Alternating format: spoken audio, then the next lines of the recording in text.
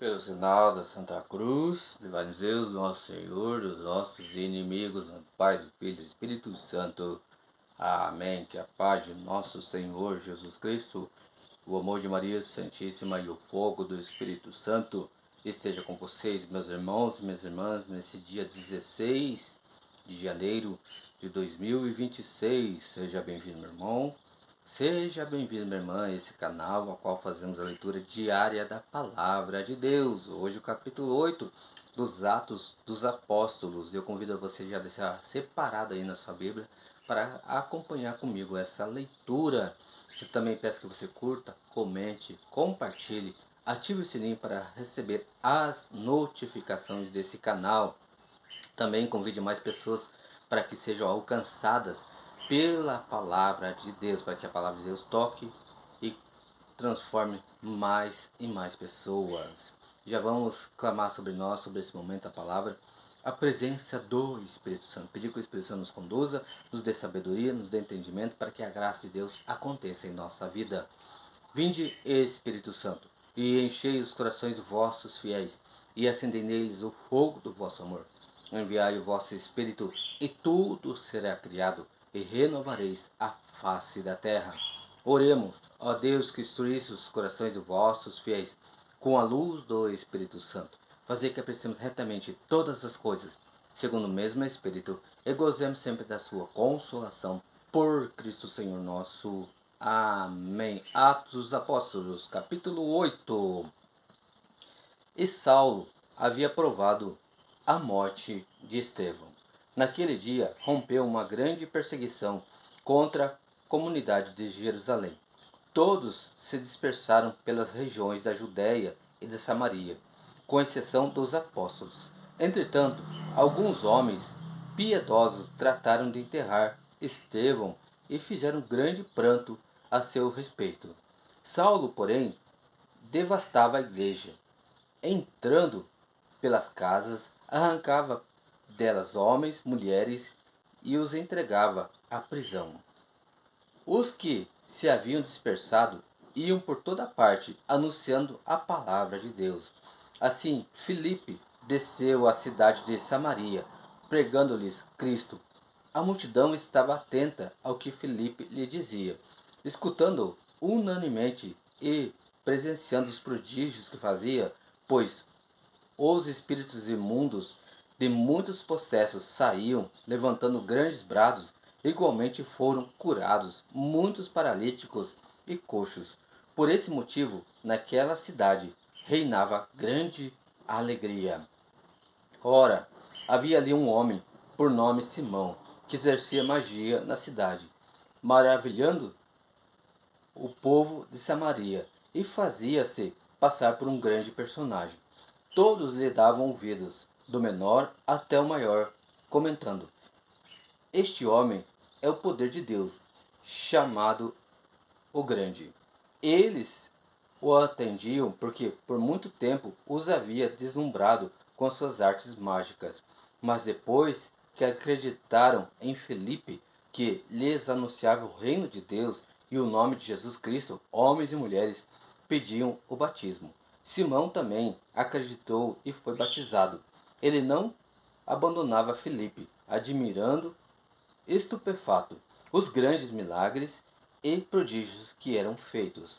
Os apóstolos que se achavam em Jerusalém, tendo ouvido que a Samaria recebera a palavra de Deus, enviaram-lhe Pedro e João.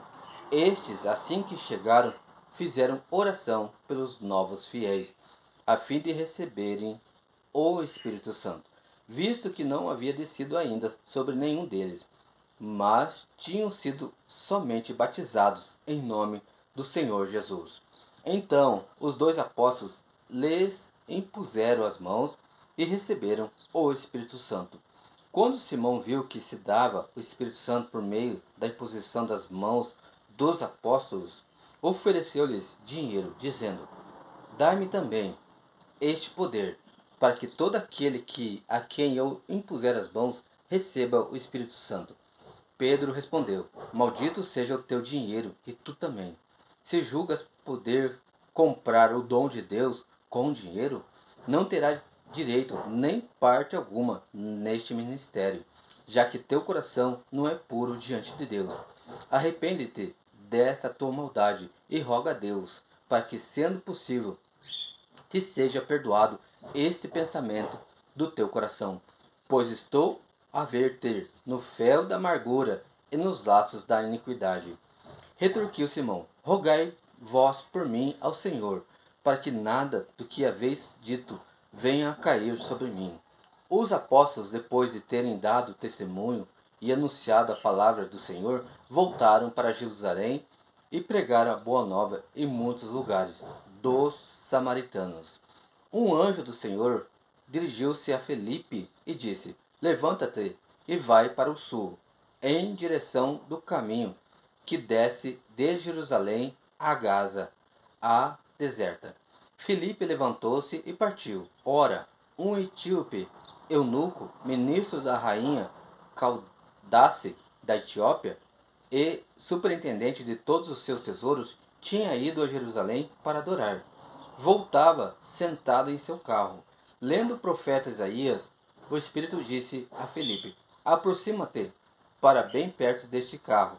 Filipe aproximou-se e ouviu que o eunuco lia o profeta Isaías e perguntou-lhe: porventura, entendes o que está lendo?